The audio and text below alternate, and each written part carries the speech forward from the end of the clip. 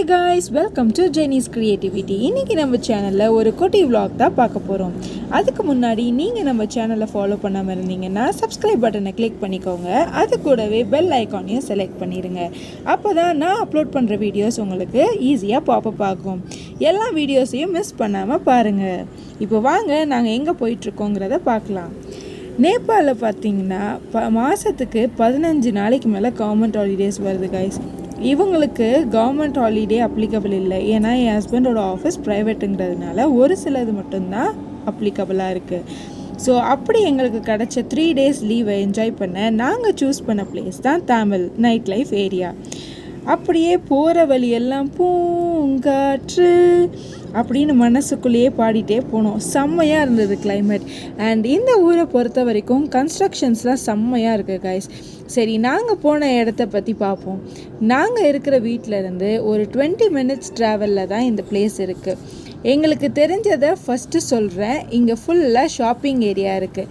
அது மட்டும் இல்லாமல் ரெஸ்டாரண்ட்ஸ்லாம் செம்ம கிளாஸியாக அட்டாச்ட் பார் ஃபெசிலிட்டியோடு இருக்குது. மெயினாக தமிழுங்கிற பிளேஸ் வந்து நைட் லைஃப்க்கு பேர் போனது. நான் நைட் லைஃப் ஏரியான்னு சொன்னதும் உங்களுக்கு புரிஞ்சிருக்கும்னு நான் நினைக்கிறேன். புரியாதவங்களுக்கு ஒரு பாட்டாகவே பாடிடுறேன். No money no honey, no money no ஹனிடா. புரிஞ்சிருக்கும்னு நினைக்கிறேன். இப்போ எல்லாரும் நினைப்பீங்க அந்த ஏரியாவில் உங்களுக்கு என்ன வேலை அப்படின்னு. இந்த ஏரியாவை பொறுத்த வரைக்கும் நிறைய பப்ஸ் இருக்குது கைஸ். நாங்கள் என் ஹஸ்பண்ட் ஃப்ரெண்டு ஒரு ஹோட்டல் ரெக்கமெண்ட் பண்ணதுனால தான் இந்த ஏரியாவுக்கு வர வேண்டியதாக போச்சு. ஸோ நாங்கள் ஸ்டே பண்ணியிருந்த ஹோட்டல் ட்ரூலி ஏஷியா போட்டிக். இந்த ஹோட்டலை பற்றி சொல்லணுன்னா ஹோட்டல் நல்லா தான் கைஸ் இருந்துச்சு. ரொம்ப ஃப்ரெண்ட்லியாக தான் ஹேண்டில் பண்ணாங்க. பட் நாங்கள் போன நேரம் ரூம்ஸ் எல்லாமே ஃபுல்லி புக்டாக இருந்தது. பட் அவங்க எங்ககிட்ட இதை சொல்லவே இல்லை. நாங்கள் கொஞ்ச நேரம் வெயிட் பண்ணிட்டு தான் இருந்தோம்.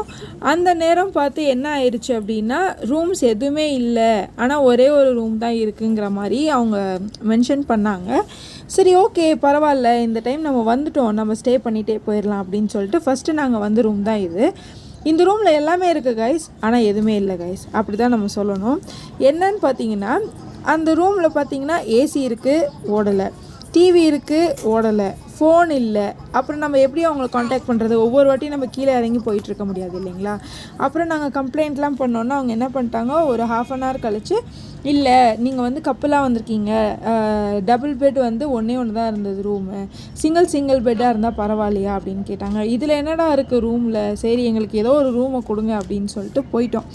ஒரு வழியாக போயிட்டு ஃப்ரெஷ்அப்லாம் ஆகிட்டு மதியானம் சாப்பிடாமல் போனதுனால சரியான பசி. ஓகே, ஏதாவது ஆர்டர் பண்ணலான்னா, அப்பா இந்த ஊரில் பசின்னு மட்டும் நம்ம ஆர்டரே பண்ணிடக்கூடாது கைஸ். ஏன்னா நாங்கள் ஆர்டர் பண்ணது 5:30க்கு, எங்கள் கைக்கு வந்தது 8 o'clock. அது எப்படின்னா மதியானம் பசி போய் நைட்டு பசியே வந்துருச்சு. 8 o'clock போல் தான் தந்தாங்களே. சரின்னு சாப்பிட்டுட்டு நைட் லைஃப் ஏரியா எப்படி இருக்குதுன்னு பார்க்கலான்னு கிளம்பிட்டோம். மிட்நைட் வரைக்கும் நிறைய ஷாப்ஸ் இருக்குது கைஸ். மெயினாக ரெஸ்டாரண்ட்ஸ், பப்ஸ்லாம் ஃபுல் மியூசிக் டிஜேயோட, நம்ம பாஷையில் சொல்லணுன்னா ஆடலும் பாடலும் நிகழ்ச்சியோடு வச்சுருக்காங்க.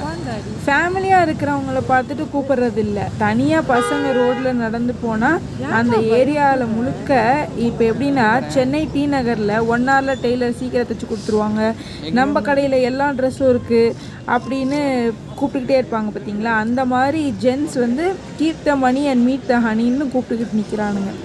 இந்த ஏரியாலையும் நிறைய ஃபாரினர்ஸ் இருந்தாங்க. பிகாஸ் நான் முன்னாடியே சொல்லியிருந்தேன் இது ஷாப்பிங் ஏரியான்னு. இந்த ஏரியாவில் பசுமினாஸ் எல்லாம் வெரைட்டிஸ் கிடைக்கும் கைஸ். பசுமினாஸ்னால் ஒன்றும் இல்லை, இந்த ஸ்டோல் மாதிரி. ஸோ அது மட்டும் இல்லாமல் நேபாளில் ஃபேமஸாக இருக்கக்கூடிய அனிமல் வந்து யாக். ஸோ அவங்க என்ன பண்ணியிருக்காங்க அப்படின்னா யாக்கோட உள் வச்சு அவ்வளோ விஷயம் மேக் பண்ணியிருக்காங்க. அதாவது யாக் உள் வச்சு shawl, toys, shoe, cap, hat, அப்புறம் வீட்டில் வாசலில் தொங்கக்கூடிய ஹேங்கிங்ஸு, இப்படி சொல்லிகிட்டே போகலாம் கைஸ். அவ்வளோ வச்சுருக்காங்க. நார்மலாக நம்ம யாக் உள்ளே தொடும்பொழுதே எப்படி இருக்குன்னா கொஞ்சம் வார்மாக இருக்குது. ஏன்னா இங்கே குளிர் ஜாஸ்திங்கிறதுனால அந்த வார்ம்த் கொடுக்கறதுக்கு அது யூஸ் பண்ணுறாங்க. நான் அப்படியே விடுவோமா, நான் வந்து 3 டாய்ஸ் வாங்கிக்கிட்டேன். ரேட் வந்து ரீசனபிள் தான் கைஸ். நம்ம ஊர் காசுக்கு வந்து கன்வெர்ட் பண்ணோன்னா அவ்வளோ ரீசனபிள். பட் அவங்க அவ்வளோ வேலைப்பாடு ஜாஸ்தியாக பண்ணியிருக்காங்க. பட் இவ்வளோ சீப்பாக விற்கிறாங்கன்னு தெரியல. ஸோ அப்படியே ஷாப்பிங்லாம் முடிச்சுட்டு நாங்களும் ஒரு ரெஸ்டாரண்ட்டில் சாப்பிட்டு ரூமுக்கு போயிட்டோம். இதே போல் நேபாள் பற்றின வீடியோஸ் பார்க்குறதுக்கு நம்ம ஜெனிஸ் க்ரியேட்டிவிட்டியை சப்ஸ்கிரைப் பண்ணி வச்சுக்கோங்க. அண்ட் நீங்கள் என்னை சோஷியல் மீடியாவில் ஃபாலோ பண்ணாமல் இருந்தீங்கன்னா டிஸ்கிரிப்ஷன் பாக்ஸில் மென்ஷன் பண்ணியிருக்கேன், மறக்காமல் ஃபாலோ பண்ணிவிடுங்க. இந்த வீடியோ உங்கள் எல்லாருக்கும் ரொம்பவே பிடிச்சிருக்கும்னு நான் நினைக்கிறேன். உங்களோட கமெண்ட்டை மறக்காமல் என் கூட ஷேர் பண்ணிவிடுங்க. இந்த வீடியோவை பார்த்ததுக்கு நன்றி.